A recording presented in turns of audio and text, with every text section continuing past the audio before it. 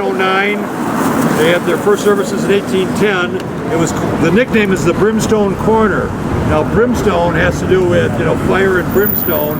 And some people think that it's known as the Brimstone Corner not because of the fiery sermons of the various ministers, but during the War of 1812, of course being right on the seacoast here, worried about the British here in Boston, that's in the basement is where they buried all the gunpowder from the city of Boston. Unfortunately it never ignited and blew up. However, after we get into the 1800s, one of America's first Sunday schools is founded here in 1816. The first Prison Aid Society in 1824, and they had early temperance society meetings here, starting in the 1820s. What's a temperance society? Against alcohol. No, ma'am. Just down, please.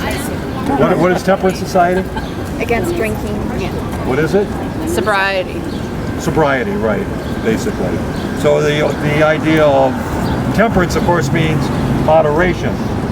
The temperance movement broke up in the 1840s because some people wanted total abstinence or prohibition. Other people said no, moderation.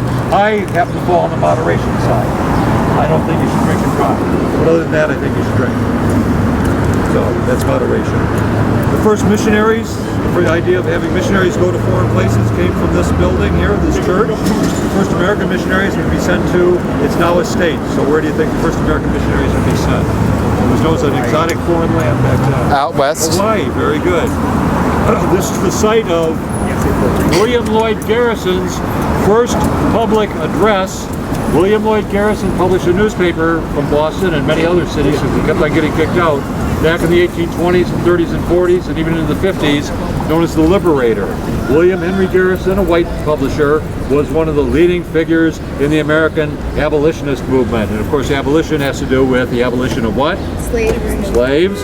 And finally, from this particular church, the very first public performance of a new song that was written in 1831 was sung here. The song was called America. You know it better as My Country 'Tis of Thee.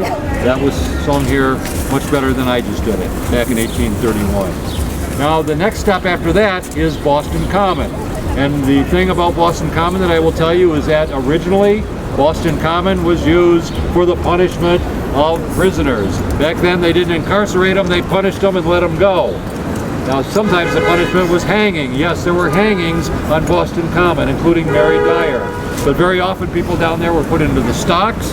Very often people down there were given other types of torturous treatments, like having their heads put inside of iron cages, having their tongues lashed down to the bottoms of their mouths so they couldn't speak, and other things of that particular nature. And when we get down there, we will have just a few minutes and we will be meeting up with our friend Brian, our tour guide, because our timing is just about right. He should be meeting us down there sometime within the next 5 or 6 minutes, and it'll take us about 2 minutes to get down there. I think there was one other thing I wanted to tell you about Boston Common.